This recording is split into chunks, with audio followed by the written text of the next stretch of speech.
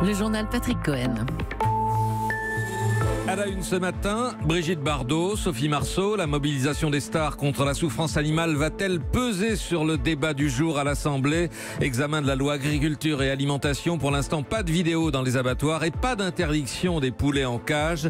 Les agriculteurs y seraient-ils prêts? À 8h15, la présidente de la FNSEA, Christiane Lambert, sera notre invitée. Fonctionnaires dans la rue, 3e journée de mobilisation du quinquennat Macron. Parcoursup pour les futurs étudiants. Les premières réponses tomberont à 18h. Mais nous verrons avec Virginie Salmen que l'incertitude va durer jusqu'à l'été. Ce sera l'enquête du 8h. Le choc italien, le premier gouvernement anti-système d'Europe de l'Ouest est sur les rails. Il a le visage rassurant d'un professeur de droit et un programme où l'argent coule à flot, sans doute inapplicable, nous dira Nicolas Barré. Dans ce journal, le meurtre de Mireille Knoll, le mobile antisémite remis en doute. Et puis nous irons à Mantes-la-Jolie, au Val-Fouré. Élus et habitants inquiets de voir le rapport Borloo enterré. C'était un engagement du candidat Macron, la mise en place obligatoire de caméras de surveillance dans les abattoirs. Mais la mesure ne figure plus dans le texte qui sera débattu à partir d'aujourd'hui par les députés. À la place, le gouvernement propose la nomination dans chaque abattoir d'un responsable du bien-être animal doté d'un statut de lanceur d'alerte. Alors, est-ce que ce sera suffisant pour limiter les dérives? Les défenseurs de la cause animale sont très mobilisés et aussi d'anciens salariés comme Mauricio Garcia Pereira. Il a été employé pendant 7 ans du plus grand abattoir municipal de France, celui de Limoges, et il raconte ce qu'il a vécu dans un livre intitulé Ma vérité toute crue. Anne-Laure Jumet l'a rencontré. Des vaches tuées alors qu'elles sont sur le point de mettre bas, des bêtes mal étourdies avant d'être saignées. Ces images, Mauricio Garcia Pereira les a filmées à l'abattoir de Limoges, d'abord avec son téléphone portable, puis en caméra cachée pour l'association L214. D'origine espagnole, cet homme de 49 ans n'avait aucun a priori sur les abattoirs, mais ce qu'il a vu l'a profondément choqué. J'ai pas d'adjectif pour qualifier ça. Horrible, inhumain, immoral. Comment on peut jeter des fœtus prêts à naître, des dizaines par jour et par mois. Vous avez vu que quelques images. Moi, j'ai vu des milliers d'images. J'ai des milliers de veaux dans ma tête, madame. Alors, un statut de lanceur d'alerte pour protéger celui qui tire la sonnette d'alarme, pourquoi pas, mais pour lui, il faut aller beaucoup plus loin. Il faut une bonne formation de personnel, un peu plus de personnel, baisser les cadences. Après 7 ans passés dans cet abattoir, Mauricio a fini par se faire déclarer inapte par la médecine du travail. Il a donc été licencié. Aujourd'hui, il cherche un travail. Et pour la petite histoire, il a changé ses habitudes alimentaires. Fini la viande rouge et la charcuterie. Anne-Laure Jumet, le livre de Mauricio Garcia Pereira, Ma vie toute crue aux éditions Plomb, et la réponse de la filière agricole avec Christiane Lambert, la numéro 1 de la FNSEA, notre invité dans un quart d'heure. Les autres leaders syndicaux du jour seront ensemble. Sur la photo, Laurent Berger, CFDT, Philippe Martinez, CGT, Pascal Pavageau, FO défileront ensemble à 14h à Paris entre République et Nation pour défendre la fonction publique. Ça n'était pas arrivé depuis 2010. La journée devrait être largement suivie. Perturbation attendue dans les écoles, les collèges et les crèches. Les fonctionnaires redoutent la réforme de leur statut et les réductions d'effectifs, tandis que le gouvernement réaffirme son objectif de 120 000 suppressions de postes sur le quinquennat, dont 70 000 dans les collectivités territoriales. Comment? Eh bien, par exemple, en obligeant les agents à travailler 35 heures par semaine, ce qui n'est pas encore le cas partout. Exemple à Lyon, avec vous Jean-Luc Boujon. Oui, voilà plus de 15 ans que cette situation est dénoncée par l'association de contribuables lyonnais Canol. Selon elle, les fonctionnaires de la ville de Lyon ne font pas leurs 35 heures hebdomadaires, soit 1608 heures annuelles.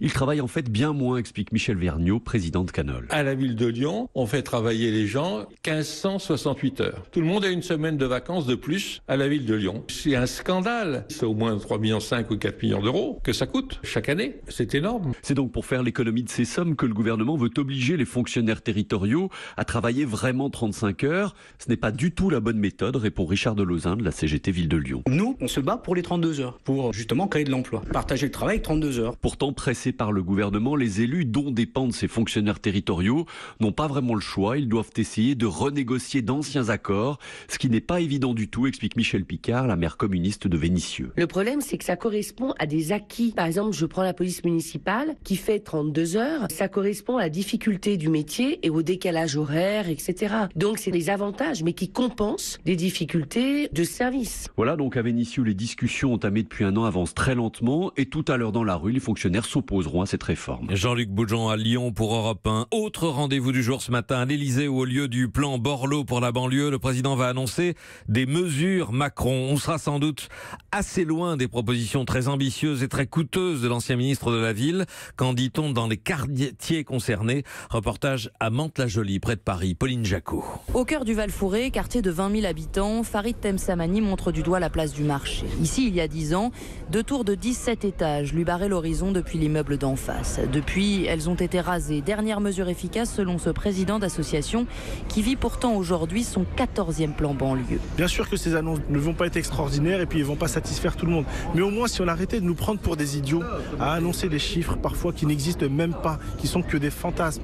Et le problème c'est que le reste de la population française pense réellement qu'on a versé ces milliards chez les gens. Nous, ce qu'on nous demande, c'est une véritable prise de conscience. Impliquer les parents d'élèves, les associations. Aujourd'hui, 1 jeune sur 2 est au chômage au Val-Fouré. Emploi, formation, transport.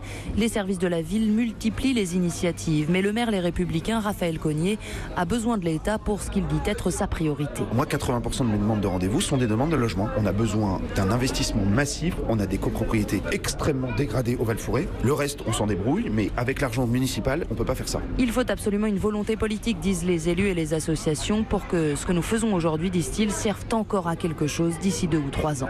Pauline Jacot à Mantes-la-Jolie, dans les Yvelines. Europe 1, il est 8h06. Pour le meurtre de Mireille Knoll, cette vieille dame juive de 85 ans tuée chez elle à Paris il y a 2 mois, le mobile antisémite vient d'être mis en doute par l'un des 2 suspects qui accusait son complice, mais qui est revenu depuis sur une partie de ses accusations. Pierre de Cossette. L'après-midi du meurtre, Alex, 22 ans, vient chez Mireille Knoll à la demande de son copain Yacine, voisin de la vieille dame depuis qu'il est enfant.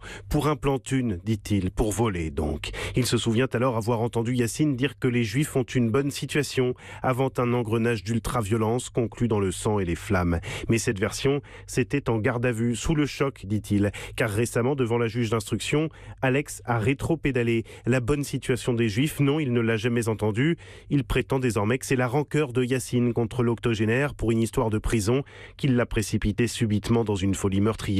Un revirement auquel ne croit pas un instant Gilles William Goldnadel, l'avocat de la famille Knoll. Ce qui est important, c'est la version spontanée, que l'accusé ou le co-accusé revienne sur ses déclarations après avoir parlé avec je ne sais pas qui.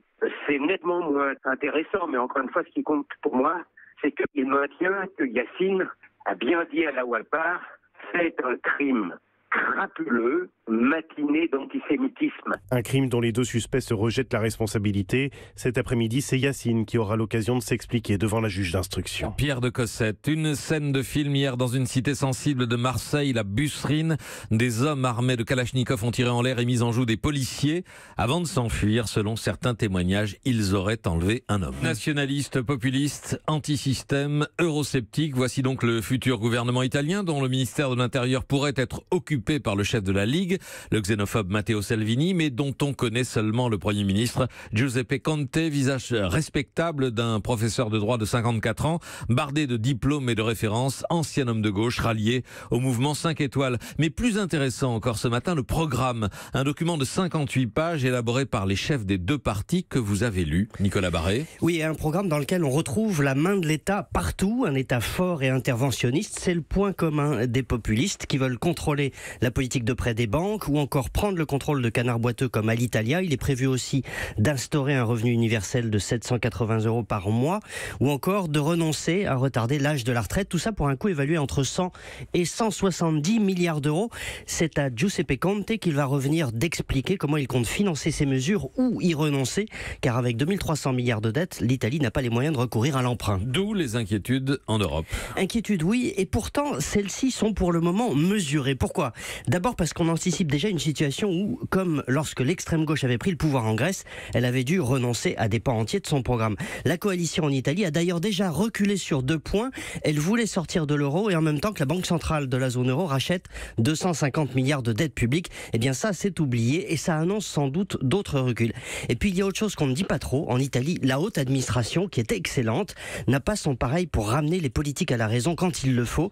Ça n'est pas très glorieux, mais c'est aussi là-dessus que comptent les capitales européennes pour éviter la catastrophe. Nicolas Barret, directeur de la rédaction des Échos, merci. Réaction de Marine Le Pen sur Twitter. Après l'Autriche, l'Italie, nos alliés arrivent au pouvoir et ouvrent des perspectives époustouflantes. Fin de citation.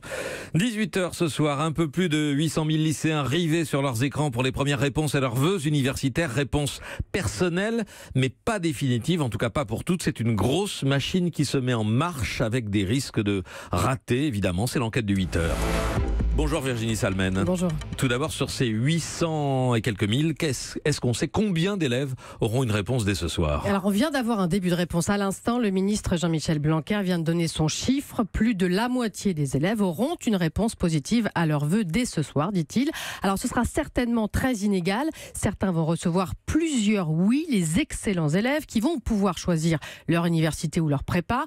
Oui aussi pour tous ceux qui ont demandé une filière qui n'est pas surchargée, comme lettres, biologie ou sciences sociales, suivant les régions. Enfin, dès ce soir, il y aura des oui-si. Alors, c'est quoi ce oui-si ? C'est quand vous êtes admis à condition d'accepter une remise à niveau. Ça peut aller de quelques heures de soutien par semaine à une année complète. Et puis, il y aura aussi des non. Comment les dossiers ont-ils été étudiés ? Les profs de fac ont passé 5 minutes par dossier en moyenne, me disent ceux que j'ai interrogés. Mais il y avait eu auparavant un premier tri informatique, celui-là, parce qu'il est impossible de comparer à la main des milliers de candidatures par filière.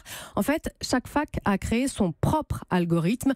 Entrer dans l'ordinateur les notes de première et de terminale des élèves. Cas concret avec le doyen de la faculté des sciences de la vie à Strasbourg, Jackie de Montigny. On a tenu compte d'un certain nombre de notes qui nous semblent à nous essentielles. Mathématiques, physique, chimie, toutes les matières scientifiques, mais également le français et d'autres notes qui ont été coefficientées à chaque fois. C'était ça le travail long de paramétrage pour pouvoir avoir une appréciation la plus juste possible du niveau et des capacités du futur étudiant. Autre obligation cette année, il a fallu rédiger une lettre de motivation pour chaque vœu. Est-ce qu'elles ont été lues systématiquement ces lettres? Ça dépend beaucoup des universités. On reprend l'exemple de Strasbourg. Il y avait 3000 candidats pour 700 places et tous les CV et lettres de motivation ont été lus. Ils sont assez courts dans l'ensemble. Ailleurs, ça a parfois servi uniquement à départager les ex-aequo. Et puis il y a les filières dans certaines universités qui ont carrément refusé de classer les étudiants et donc d'étudier leurs dossiers, comme à Clermont-Ferrand, à Montpellier ou à Paris. Qu'est-ce qu'on peut craindre en termes de bugs? Alors les détracteurs de Parcoursup parient sur une procédure qui va s'éterniser le temps que chaque élève fasse son choix et réponde, avec les aléas des ados qui ne répondent pas toujours à leur mail. Les optimistes pensent au contraire que les élèves voudront être tranquilles le plus vite possible et donc que les listes d'attente vont se résorber rapidement. Selon nos informations, des simulations ont été faites et la procédure devrait s'achever théoriquement fin juin. Enquête du 8h de Virginie Salmen. Merci beaucoup Virginie. 2 mots de football avec d'abord le match Ajaccio-Le Havre sous haute tension dimanche soir pour l'accès en Ligue 1. 2 instances de la Ligue se réunissent en urgence. Le Havre, qui dénonce les injures racistes et les agressions, demande une victoire sur tapis vert. Et puis Gianluigi Buffon en route vers le PSG. D'après la presse italienne, l'ancien gardien de la Juve va signer dans les jours qui viennent un contrat de 4 millions nets par an à Paris. Europe.